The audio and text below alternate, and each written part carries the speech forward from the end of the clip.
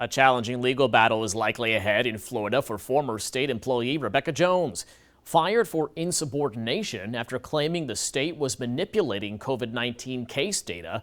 Jones now faces a felony charge after someone illegally accessed state systems in November. Tonight, data crime experts tell Capitol reporter Forrest Saunders the evidence against her may be difficult to explain away. Come outside.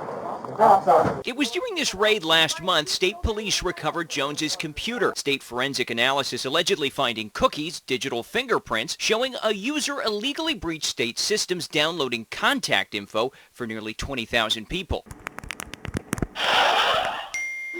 And according to the arrest affidavit, this message coming a short time later sent by someone using Jones's IP address.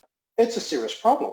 It's a very serious problem. And, people have gone to prison for less. Derek Smart is a video game designer who's done private digital forensic work. He says the cookies in particular pose a challenge for Jones.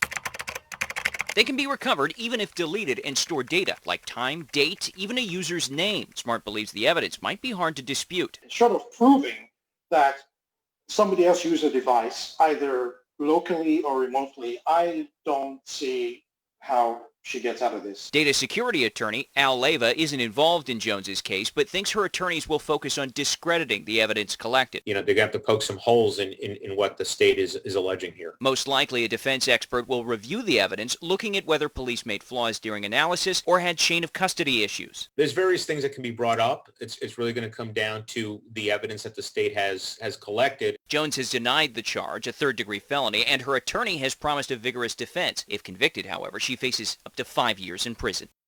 At the Capitol, Forrest Saunders, ABC 27. And Jones has also filed a civil suit against the state. She says her constitutional rights were violated and that the December raid at her home was an act of retaliation for speaking up.